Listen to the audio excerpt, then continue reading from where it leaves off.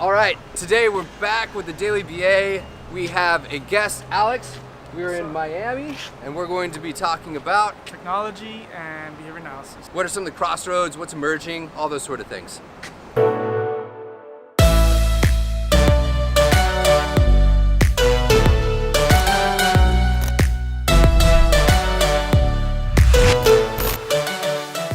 So I see these things a lot on, whether it's listservs, forums, on Facebook, whatever it is. People are really interested in technology. Like we have our special interest groups, right, and ABIs and whatnot. So there's interest there. What are some areas you foresee behavior analysis and technology like getting along? Well, you know, one of the things that behavior analysts complain a lot about is we don't have enough control over the environment, right? Like when we go out into clinical settings and we have these really tough cases where we're not making as much progress as we'd like, or the parents are very resistant to change. We don't have enough control over the environment sometimes, right?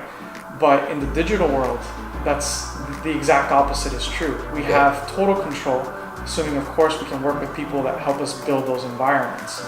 So I think one of the best places behavior analysis can be in is the digital space, the digital world, because we can shape those environments. We can literally control reinforcement ratios to a T. We can design it, whichever way we like. So I think there's a lot of ways behavior analysts can do that. We can be involved in UX design, right? So user experience, shaping how people get involved or how people experience the digital world they're getting in. I had a fellow behavior analyst that married a lady that was into UX UI, and when I started talking with her about it, and I was like, holy cow, like we are interested in the same thing at the end of the day. Like we're interested in like how to make things very easy and how to essentially get human behavior to shift in certain directions and influence it, right? So shaping learning environments. I think you mentioned Headsprout, right? We talked about it last night. So things like that, you know, if behavior analysts are involved in that stuff, you know, that we can, knowing what we know about learning and reinforcing behaviors and things like that, there's no reason if we have like a digital environment that we can't, you know, produce really great outcomes. I think about the people from Behavior Me that are working like on virtual reality. Augmented reality is going to be a big one. I think about, for example, if you want to stay in the therapy realm, imagine like, you know, the Microsoft HoloLens.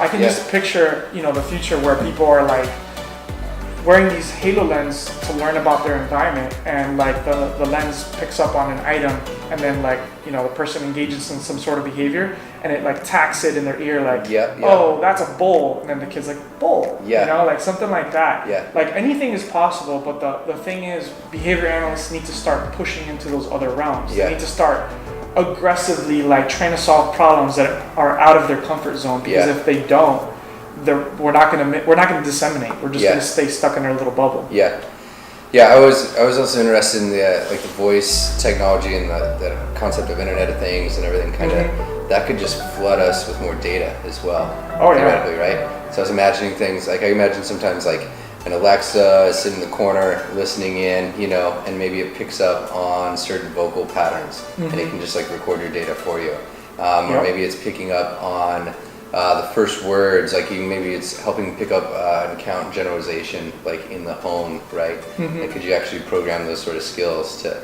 pick up on the words that you're teaching in session and what's the frequency of them being used outside that? Crazy, what's the word? Crazy. That's a great idea, actually. Very like intrusive. That's what it means. So it's very intrusive, but it could.